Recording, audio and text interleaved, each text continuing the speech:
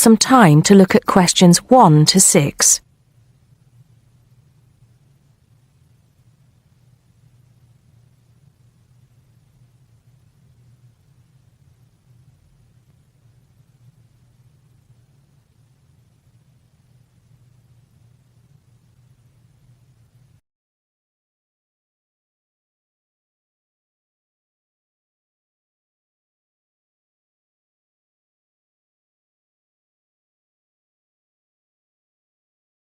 Now we shall begin. You should answer the questions as you listen because you will not hear the recording a second time. Listen carefully and answer questions 1 to 6. Hello, Joan. I'm glad you could come. Hello, Peter. What's up? Is something the matter? No, everything's fine. It sounded urgent on the phone. Did it? It's just that I've had this idea and I wanted to see how soon we could get it off the ground. Well, don't keep me in suspense. You know they're planning to close down the local clinic. It was in the newspaper yesterday, but most people have actually known for some time. Well, I thought we should do something about it. What did you have in mind? I thought we could organise a charity event and donate the money to the clinic. I know it doesn't sound like much, but it will show the local council how we feel and that we mean business. That'll take quite a lot of organising. Why don't we just hold a protest outside the town hall? A protest would take just as much organisation as an event like this. Besides, I think fewer people would turn up. A village fair or something like that would attract more people and get money for the clinic. People are more generous when they're enjoying themselves. OK then, it sounds good to me. How do we start? First, we put our heads together and come up with a list of people who'll be willing to help and people who can provide us with some of the things we need. For example, we might need a caterer to provide refreshments, a rock band for entertainment, tents and so on. Then, we do a lot of telephoning around and try to get everybody together at the same time in the same place. Sounds like a lot of work to me. But that's only the beginning. First things first, though. Let's decide now on who to get to the initial meeting and where and when to hold it. Fine. Well, the village hall would be the best place to have the meeting. It's not as big as the youth club, but it's warmer. There'll be no problem getting permission to use it, but I suppose it depends on how many people we invite.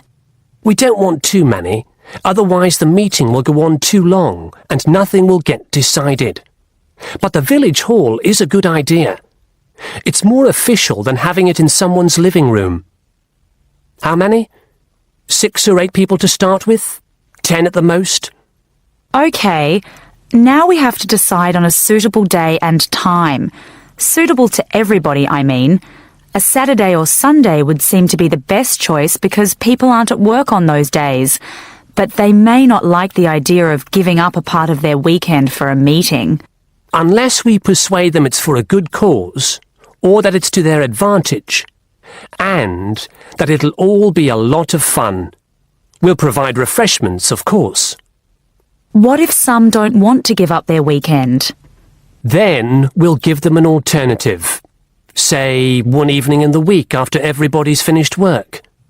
We'll see which is the most acceptable to them. Then book the hall. I can do the refreshments for the meeting. I'll get Darren and Maggie to help me. I'm sure they'll be more than willing. Before you hear the rest of the conversation, you have some time to look at questions 7 to 10.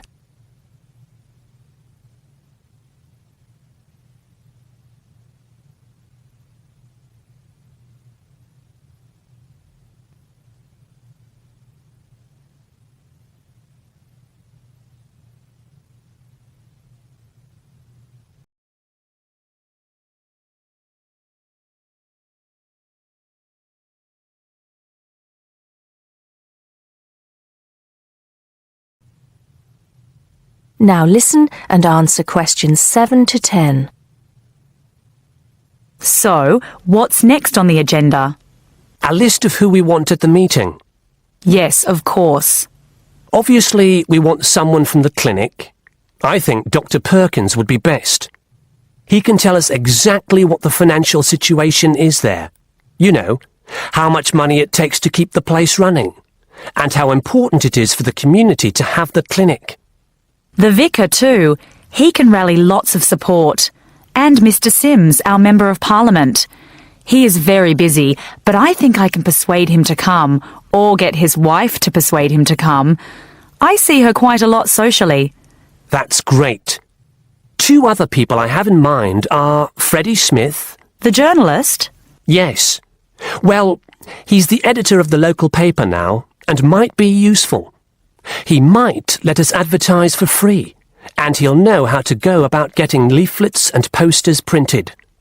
That's another thing. We'll need volunteers to put leaflets through people's doors and stick up posters all over the place. We can decide that at the meeting. What about the other person? What other person? You said you had 2 people in mind, Freddie Smith and... Oh, yes, Mr. Gates. Mr. Gates. Do I know him? You must do. He owns Greatfields Farm. We need a large area to hold the fete. Right. So how many have we got then? 7 or 8? There's Dr. Perkins, Mr. Sims, that journalist... Freddie Smith, you mean? Yes, him. And the vicar and Mr. Gates, the farmer. That's only 5. There's you and me, that's 7. That will do for now. Let's start making phone calls. That is the end of section 1. You now have half a minute to check your answers.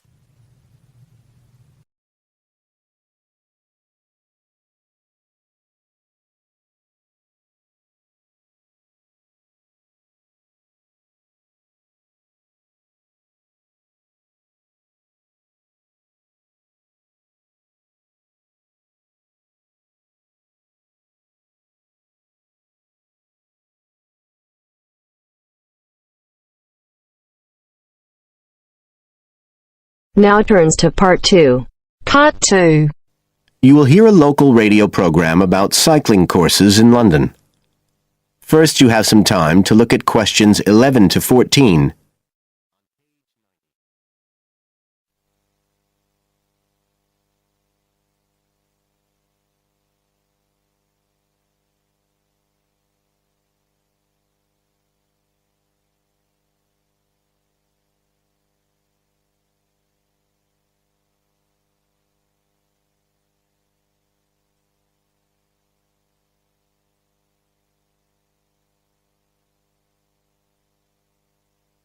Now listen carefully and answer questions 11 to 14. There's been a great deal of interest lately in encouraging people to use bicycles instead of cars as a means of transport. But not everyone is confident about riding a bike at the best of times, let alone in the middle of a city like London. Jack Hayes is a professional trainer who works for a London-based company, City Cyclist, which provides cycle training for the public. What exactly does City Cyclist do, Jack? Well, our basic purpose is to promote cycling as a sustainable form of transport. We believe the best way to promote cycling is to teach people to use their bikes safely and with confidence. In European countries, people all learned from their parents, and they also learned in school. And when I tell them I teach people to ride bikes, they laugh. They think it's crazy. But here in London, it's completely different. You're approaching the point where a whole generation of people have grown up not being allowed by their parents to cycle because it was considered to be getting too dangerous. And so, in turn, they can't teach their children. We believe in realistic training. So if someone wants to use a bike regularly, say to get to work or school, we aim to train them by teaching them to ride on the actual roads they'll use, so they can develop the basic skills they need and build up their confidence that way. At City Cyclist, we believe cycling's for everyone, no matter what age or level of ability or mobility. We do complete beginners and also advanced courses. That's for urban cyclists who want to deal with things like riding in streets with complicated intersections and things like that. We don't promote the use of personal protective equipment for cyclists, and we endorse the policy of the European Cyclists Federation that parents should be allowed to make an informed choice as to whether or not their child wears a helmet. We believe the key to safe cycling is assertiveness, taking your place on the road. This has to be instilled right from the beginning. Assertive road positioning and behaviour is the key to safe cycling in congested urban environments. Some people are surprised that we don't promote the segregation of cyclists from motorised traffic, but we don't think that's practical in all urban environments. Instead, we teach people to use as much road space as they need to travel safely and effectively. You now have some time to look at questions 15 to 20.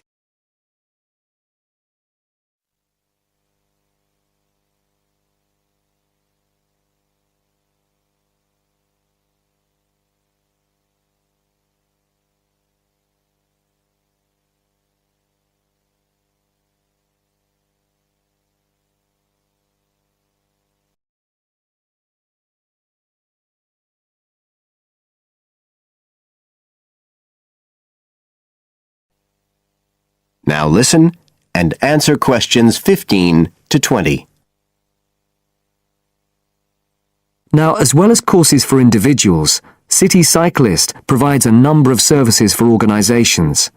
For example, we can deliver fun, safe cycle training activities at schools, arranging courses so that the disruption of curriculum time is kept to a minimum. As well as this, in order to promote safe cycling, we have provided training courses for employees and staff of local councils. And we are also increasingly looking at developing training courses in companies in order to help employers work towards green transport plans by helping to increase the number of staff cycling to work. Right, so that's a brief summary of what we do. If any listeners would like to find out more about the organisation, you can have a look at our website. That's City Cyclist. CITI cyclist.co.uk. And in order to book lessons, you can either phone us on 020 7562 4028 or do it online. There's an application form on our website, and you can just download that and send it in. We charge £27.50 per hour for one-to-one lessons, plus £6 for each extra person. So you're looking at just £39.50 for a family of 3, say. If you've never been on a bike in your life before, we reckon we can get you riding in 1 hour, and for most people a course of road training usually takes 3 hours. But whether you're a parent or a child, an individual or an institution, we'll be happy to discuss your special needs and make a program just for you. That is the end of part 2. You now have half a minute to check your answers.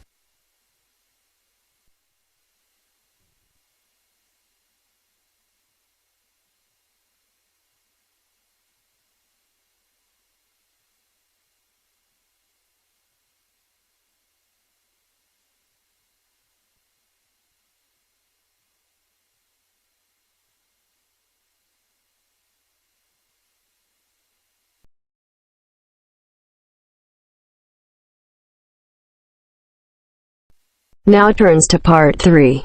Part 3. We'll hear 2 business studies students, Evelyn and Mark, preparing for a seminar presentation. Before you hear the conversation, you have some time to look at questions 21 to 25.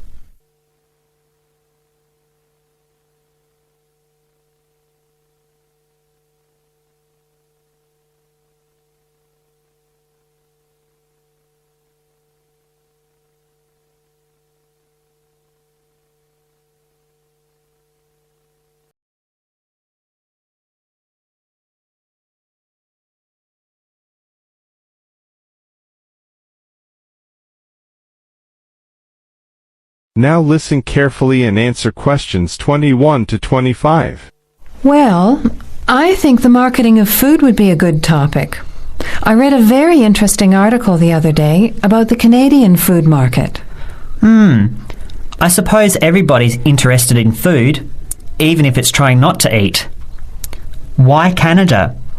I know that's where you come from, but isn't it just all North America, really? No, that's why I thought this article was interesting.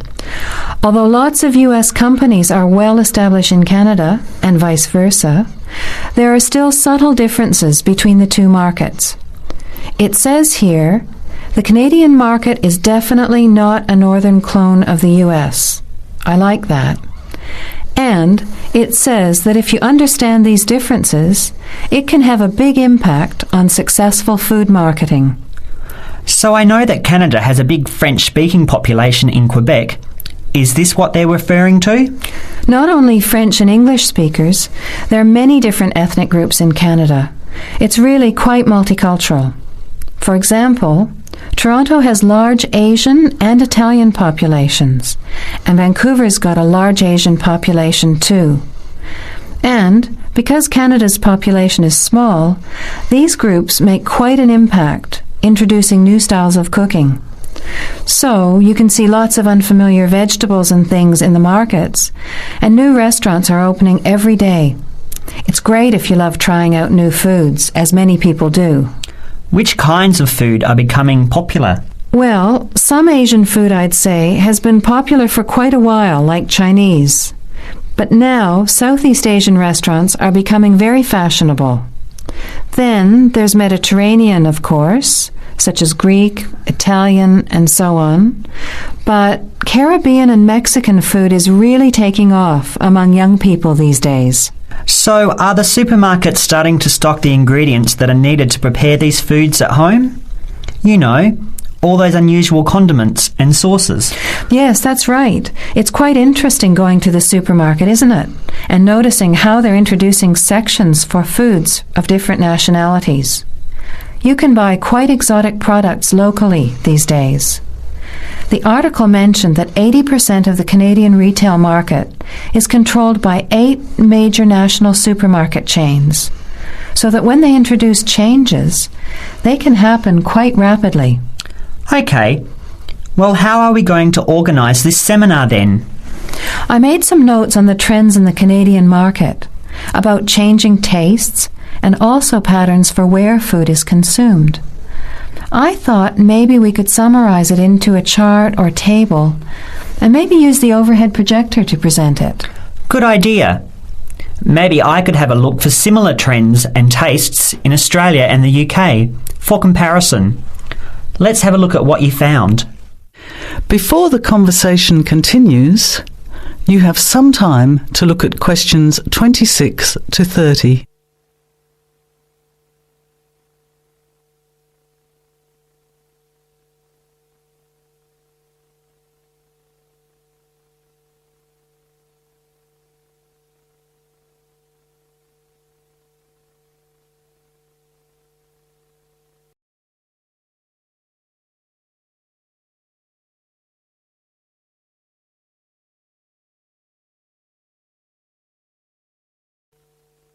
Now, as the conversation continues, answer questions 26 to 30. The most significant trend, it seemed to me, was that Canadians are definitely interested in healthy food. For example, did you know that salads are the 3rd most commonly eaten food in Canadian restaurants? Really? What about organic food then? Is that becoming more popular? Yes, it's definitely moving into the mainstream compared to a few years ago.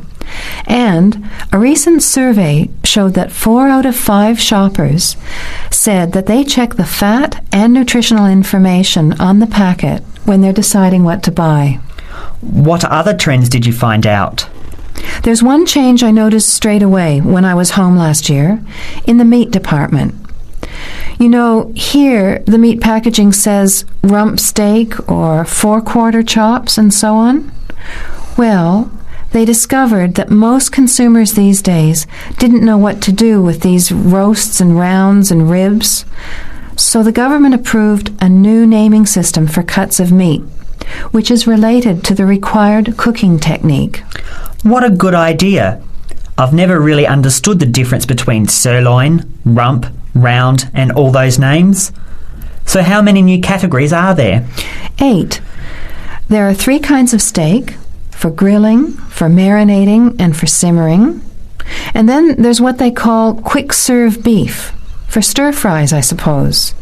And premium oven roast, pot roast, and stewing beef. It's a great idea, isn't it? I hope it catches on here. I agree. Any other trends that you thought were significant? Well, what's really interesting is what the article called mobile meals. In other words, more and more Canadians are eating meals away from home, but not just eating more junk food. They're projecting a 40% increase in snack food sales over the next 3 years, and the growth is coming from healthy snacks. You know, the ones that have less cholesterol and fat, such as muesli bars, health food bars, and those types of products. Apparently, in the food marketing jargon, they're called nutritious portable foods, which means healthy snacks. The other major trend is that young people are doing more of the food shopping these days, so marketing has to be aimed more at them, as well as more conventionally at the mother. Thanks, Evelyn. I think we'll have an interesting discussion about these trends and the comparisons with other English-speaking countries. I'll see if I can get some information about them to compare with yours, and meet you on Friday to put it together. See you then. Bye. That is the end of part 3. You now have half a minute to check your answers.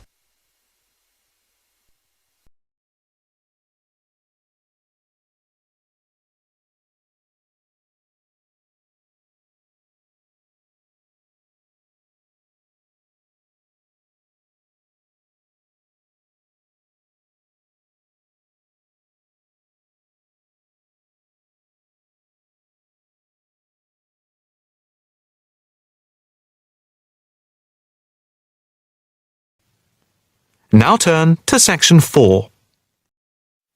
Section 4. You will hear a talk on research in the Indian Ocean. Now look at the questions 31 to 35.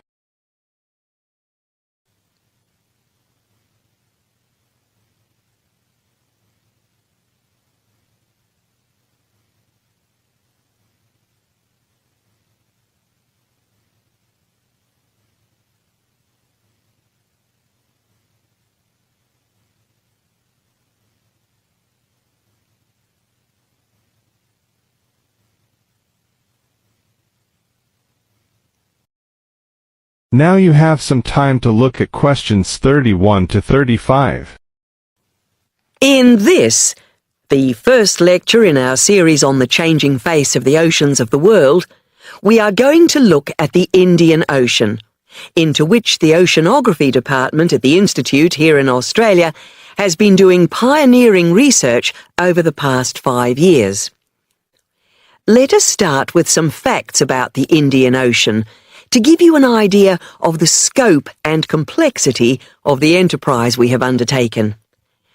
As you can see from the diagrams here on the screen, showing the relative size of the planet's 5 oceans, the Indian Ocean comes third after the Pacific and Atlantic Oceans, but is larger than the Southern Ocean and the Arctic Ocean. On this slide, you can see that the Indian Ocean is different from the 2 larger oceans in that it is landlocked to the north and does not extend into the cold regions of the North Pole. Covering some 73,440,000 square kilometres, the ocean constitutes approximately 1/7 of the Earth's surface and about 20% of the world's total ocean area. At the equator, it is around 6,400 kilometres wide, with the average depth being about 3,400 metres, and with the deepest point being the Java Trench at 7,450 metres. Flowing into the Indian Ocean, we have some of the world's greatest rivers. The Zambezi here, the Ganges here, the Indus, the Brahmaputra and the Tigris-Euphrates just here. The two largest islands in the Indian Ocean, Madagascar, here off the coast of Africa, and Sri Lanka, here off the southern tip of India, are structurally parts of the continents of Africa and Asia, while islands like the Seychelles are exposed tops of submerged ridges. The Maldives are low coral islands, and Mauritius and Réunion are volcanic cones. The surface waters of the ocean are warm, except where the ocean touches the cold waters to the south. A network of scientists, mainly oceanographers and meteorologists from around the world, are monitoring changes in the ocean's temperature and acidity, especially where it meets the Southern Ocean, in order to see how global warming is having an effect on the waters there. An assessment is also being carried out on how this is impacting on low-lying habitats and peoples in the more populated coastal regions around the rim of the ocean.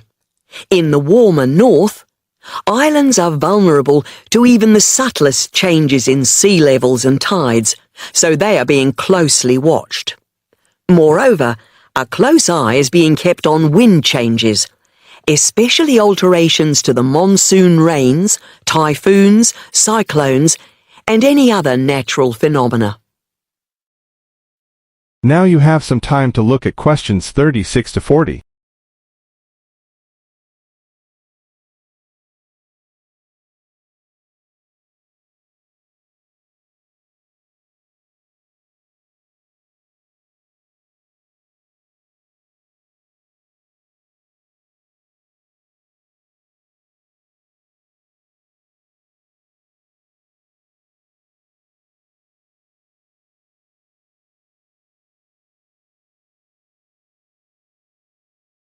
Now listen carefully and answer questions 36 to 40. In addition to the information sent from the ship that we have stationed off Antarctica in the south of the Indian Ocean, data are being transmitted round the clock from buoys anchored at various points around the ocean. 5 of these buoys are observing ice packs and icebergs coming into the Indian Ocean from Antarctica. Besides the buoys, data on cloud cover and wind and temperature change are received by satellite. Satellite images are also being used to record the size of the icebergs from the moment they break off from Antarctica. Their course is then mapped as they move out into the Southern Ocean.